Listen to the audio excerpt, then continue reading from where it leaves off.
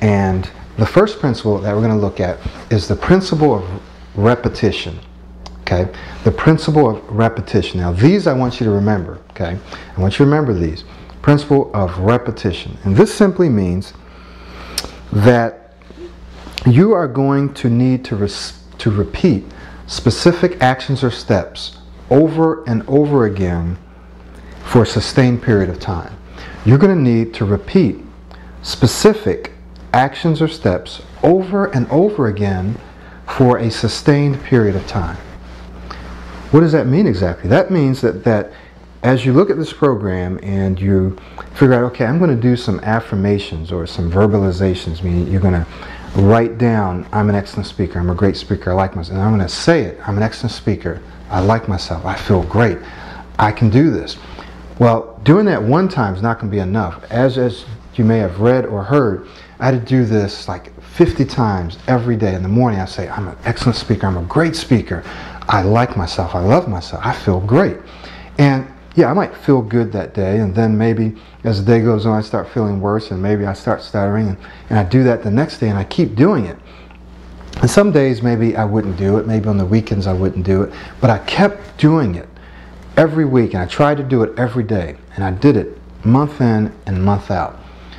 And I started to see a difference in about 6 months. I mean, I saw some differences in less time than that, but it wasn't for about 6 months that I really started to see a significant difference. So the principle of repetition says you can't just do it once. You can't just do it 50 times one day, or you can't just do it one time for 50 days. You have to do it, and 50 is just a number. It could be 25, could be 100, but it needs to be more than 5 or 10. Right? It needs to be up there. That number needs to be up there. And we're talking about the verbalizations or the affirmations. Whatever you're doing, you're going to have to do a significant number of it to reformat your subconscious mind, to reprogram yourself, to change your self-concept. Okay? So you repeat it over and over and over again every day for a sustained period of time. 6 months, a year. There's some people that started this program back when I first launched it back in June of 2010, because you may be watching this video in 2 or 3 years. So in June of 2010, we're now in November. And they started the program, and after about 30 days, they were writing, they were frustrated, it's not working. And I knew it would work, but I knew it was going to take time. So I kept encouraging them and pushing them to keep doing it. Understand it's natural, you're probably not going to see much of a difference initially. So they kept doing it. And then, it's about 3 months, Michael, I'm really starting to see a difference. I'm really starting to experience a difference in my speech. Some people experience it much sooner, maybe in a few weeks or 30 days. Other people it takes them a few months. Now, if they keep doing it, in about 6 months, they're going to see a greater change, a more significant change. So principle of repetition means you're going to have to take certain steps and actions over and over again for a sustained period of time.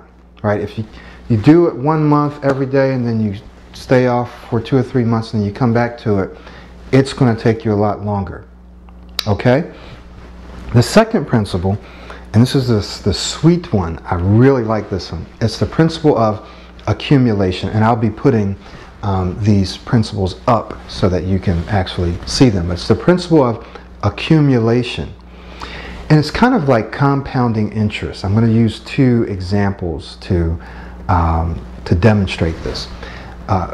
You put a little bit in, and what you put in to the bank or to an investment actually grows to be larger than the initial amount that you put in. So it compounds over time. Right? So the principle of accumulation says that the actions you take each and every day have a cumulative effect. Right? The actions that you take each and every day, and the impact of those actions are usually not seen initially or immediately, but they are seen gradually over time as they accumulate. So the results of practicing the actions shared in this program are not usually seen initially or immediately, but they are seen over time as they accumulate. An example is several months ago, and I'm a pretty small frame guy, started to see, and I'm in my 40s now, I started to see a little gut here. Pants started to get a little tight. And I was like, whoa, I don't like that. So I started working out. And I was in the bathroom talking to my wife. And I said, hey, do you see a difference here? She says, wow, I don't really see a difference. So I could have let that discourage me. And she's very encouraging, very supportive of everything. But she just didn't see a difference yet. And I could see a little difference. But it wasn't the kind of difference that I really wanted to see. So I kept working each and every day. And then we went to Fort Lauderdale, Florida. And we both were just going out for a walk on the beach. And we sprayed ourselves down with some suntan lotion. And all of a sudden I looked and I could see I had a six-pack. Bam, it was there. Well, maybe a couple of weeks ago or 30 days before that, I couldn't see anything, but I kept working until all of a sudden it was there. So what had happened was I continued to work out. I continued to look for little small changes, to look for little small advances or impacts. And I used that to motivate me to keep going until finally, without even noticing, the results I was looking for was there. They just showed up. They accumulated. So things don't accumulate if they don't have anything to accumulate on, right? It's like a snowball. If you don't start out with a little snowball while it's rolling down the hill, it's not going to get bigger. It's not going to accumulate. If you don't put a little bit of money in the bank, it's not going to compound. Right? Because there'll be nothing for it to compound from or on. Makes sense. You have to start out where you are with what you have. You start out working, doing a little bit at a time, looking for those little successes. And what will begin to happen over time? Remember the principle of repetition. You continue to do this thing over and over, those actions and steps. You're going to start to see the impact over time, and that impact's going to get bigger and bigger and bigger, so that maybe in 3 months you see a significant impact, right?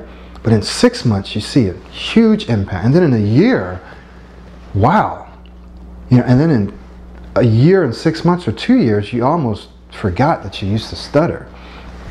So it just keeps growing as you continue to do it. The principle of accumulation. So initially, the actions and steps that you take in this program and whatever else that you might be doing, therapy, speech therapy is awesome and works for many people. So you're doing that, and what happens is that you keep doing it and you don't initially or immediately see results, and sometimes you do. Some people do. But you may not initially or immediately see results, but over time, bam, it hits you and you're like, wait a minute, I'm actually speaking fluently now. I'm feeling better. Okay? Very, very exciting principle. The principle of accumulation. So what was the first one? The principle of what?